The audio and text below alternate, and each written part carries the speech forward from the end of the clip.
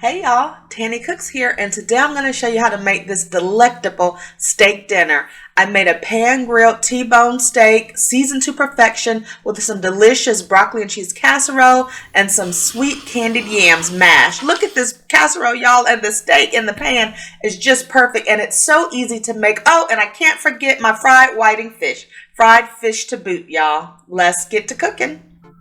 So here is an example of what I did for my personal chef to-go orders of this meal. I also made salmon and some mashed potatoes because not everyone eats red meat, but we're going to get started the night before with our steak. So I washed them and dried them, and these are the seasonings that I'm going to use: liquid smoke, smoked paprika, and oxtail seasoning. I also added some seasoning salt, or you can add mesquite seasoning, and we're just going to add the dry rub and let it marinate in the refrigerator overnight. So the day of, I'm going to peel my potatoes and boil them, my sweet potatoes, and then I'm using this potato ricer to make my mashed potatoes. You can see how fine it shreds the potatoes almost. I use this with my white potatoes as well, and it goes pretty quickly. So with my cooked potatoes, I just spoon them in one or two at a time. These are actually sweet potatoes that I cut in half, so I could get two halves in there, and then you just smash it down, and it makes it very, very fine to make a really creamy and smoothie end result, which is always delicious.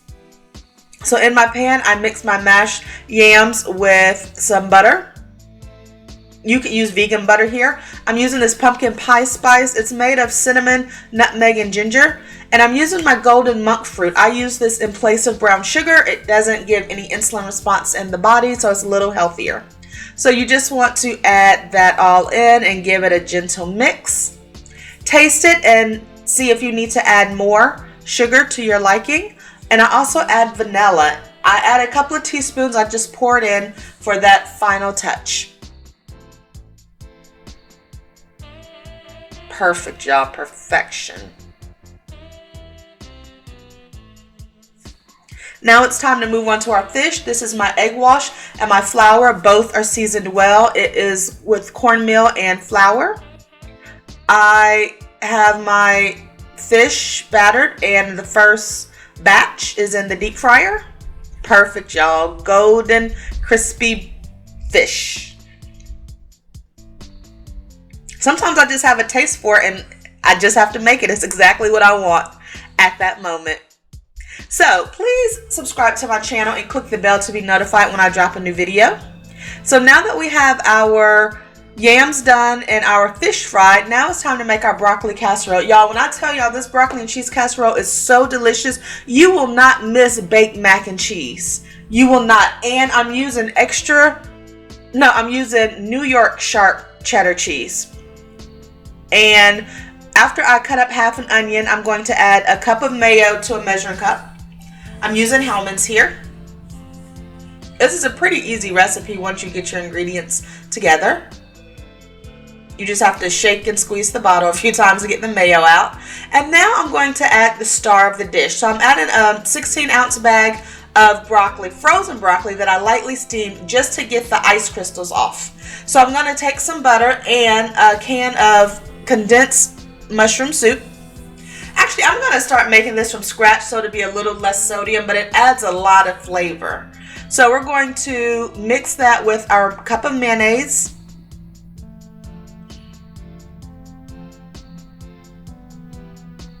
I'm going to add in my handful of onions. It's a half of a large onion that's in small dice. You can use more or less depending upon your personal taste, but I wouldn't leave out the onion flavor at all. It is definitely a delicious addition.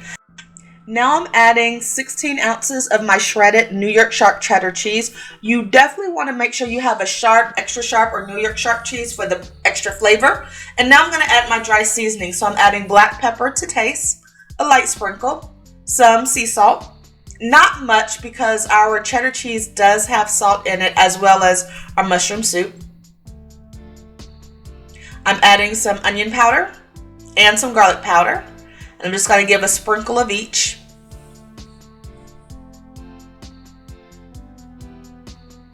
And now it's time to mix it all up in our bowl.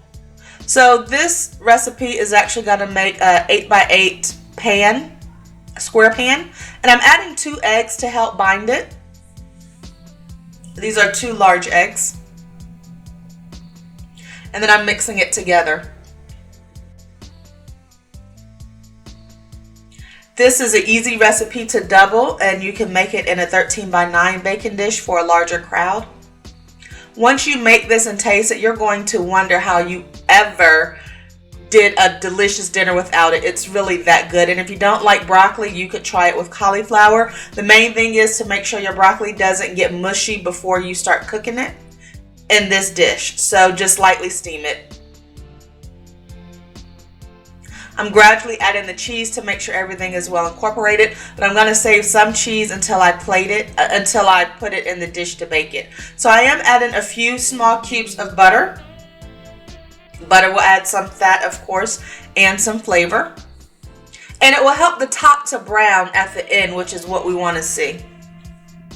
So I have my square baking dish, and I'm just going to spray the bottom with a little bit of butter spray, bacon spray. And now I'm just adding all of the contents of my bowl into my baking dish.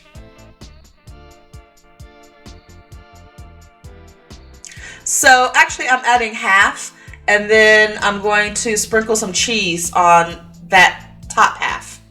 And then I'm going to add the second half on top of it, just to make sure the cheese is fully incorporated into every bite of this dish.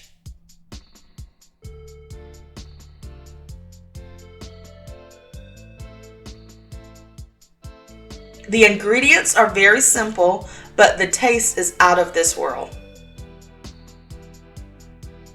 Let me know in the comments if you have a different recipe or a different method of making your broccoli and cheese casserole. There's so many different ways to make it. Some people add rice, some people add chicken or sour cream. So I'll be interested in hearing what you do. But this is my go-to recipe. It is so delicious. Now I'm just adding the additional cheese to the top of our casserole. It refrigerates very well if you happen to have leftovers and want to take it out the next day. It does very well.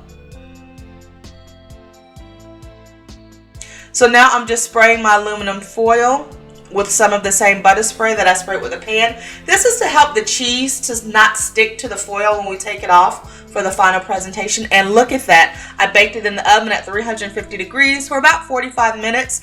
And then for the last 5 to 7 minutes, I turned up the heat to 450 degrees to get the nice golden crust on top. And look at that, y'all. I have already dug into it. It is so delicious and creamy and flavorful.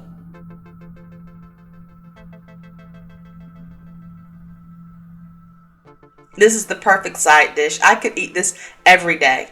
So now we have our sides done. So it's time to have our steaks out and let them come to room temperature on the counter. I'm also cooking my piece of salmon because not everyone eats red meat. So in my cast iron grill pan that I've had for 20 years, I'm going to add some grapeseed oil. It has a high smoke point. And then I'm adding my room temperature steak.